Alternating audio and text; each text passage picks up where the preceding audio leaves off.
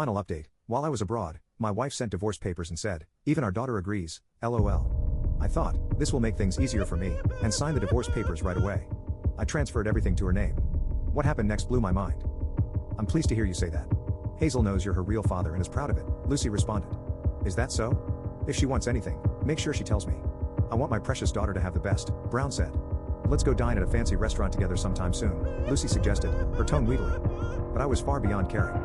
Hazel knows her real father and is proud of it. My vision darkened, and cold sweat broke out. I felt faint, barely recalling the rest of their conversation. Somehow, I managed to leave the restaurant unnoticed and called my client to cancel our meeting, claiming I wasn't feeling well. The client apologized, concerned about my health. "Strangers are far kinder," I found myself muttering. "I've been betrayed by my former boss, my wife, and my daughter. All alone." I don't remember how I got home, but when I came to, I was lying on my bed. Neither Lucy nor Hazel had come home yet. As I stared up at the ceiling, I swore I would uncover the truth about Lucy and Brown. Hiring a private investigator didn't take long to confirm my suspicions. They were involved in an affair. Worse, it started even before she married me. Talking to someone who had retired, I learned their affair was quite well known back then. Then came the DNA test. When Hazel came home drunk and fell asleep in the living room, I secretly took a saliva sample.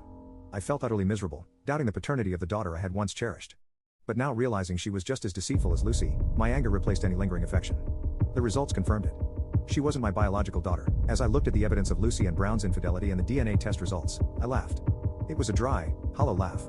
I'll use this evidence to drag them through the mud. A year went by as I waited for the right moment. When Lucy lied about going to a hot spring with friends and instead went out with Brown, I didn't miss my chance. I contacted Brown's wife, revealing their affair with the evidence I had gathered. She turned pale as she examined the proof but promised to fully cooperate with me. With the help of a top-notch lawyer and her son, we stripped Brown of everything he was cast out, just as his wife had promised. "It's your turn now," I'd remember her words when I reported back to her 3 days later. Then Lucy called me again, her voice frantic. "What's the meaning of this?" she yelled. "What do you mean, what's the meaning of this? Maybe you should expand your vocabulary," I replied. Exasperated, Lucy breathed heavily in frustration. "You transferred the deed to that land, that remote mountain. It's practically worthless. I talked to a real estate agent and they said I'd lose money selling it. The maintenance fees and taxes are a nightmare," I calmly replied to her shrill protests. "You said you wanted everything I owned. I just made your wish come true. Thanks, by the way. That land from Grandpa was a burden, so you taking it off my hands really helped me out."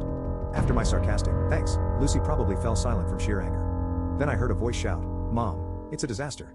"Wait, Dad, is that you?"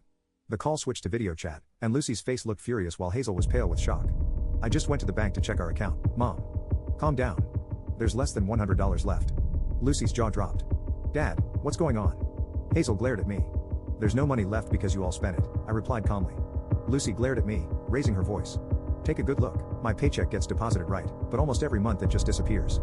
And what about the bonuses? They went straight to your overseas trips, designer bags, and spa treatments." "No way. That can't be true," but as Hazel looked at the bank statements, her expression said it all. She was dumbfounded. "You know, George," Lucy continued, "it's your job to take care of your wife and daughter, yet you haven't managed to save a single penny. You're utterly incompetent." I met her harsh words with a cold response. "I haven't bought anything for myself since we got married. Everything was for you and Hazel. And what did I get in return? Betrayal and mockery. Why should I satisfy someone who treats me like that?" Behind Lucy, I noticed Brown peeking out. It seemed he'd been there all along, kicked out by his wife. He must have ended up at Lucy's place. "George, long time no see," Brown said, trying to sound calm though he looked more disheveled than before. "Long time no see, Mr. Brown," I replied firmly. His face twisted as I continued. "After betraying people for so long, now you're kicked out with no home or money. What do you want from me?" Brown forced a smile. "Well, what's the matter, George? That's not like you. We're talking about the wife you've been with for 30 years and the daughter you cherish. Stop being petty and help them out, will you?" His words made my blood boil. "Help? Why should I? Why don't you help Lucy and Hazel if you care so much?" Brown shrugged sadly. "George, I'm just an old man now. My relationship with Lucy wasn't what you think. She was just helping me out. So please, with a generous heart, help Lucy and Hazel and me too in our time of need." I watched him, realizing he might have always been this shameless, but it was only now becoming clear. Just then, Hazel cried out, almost screaming, "Dad, your daughter's in trouble.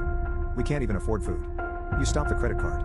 Remember, it's been unusable since yesterday." Then Hazel, "Maybe you should work. Can support your real father," I replied coldly. "What are you talking about? You're my father," Hazel shot back, her eyes fierce and determined. "Didn't you say you'd rather have a rich executive as your father than someone incompetent like me?"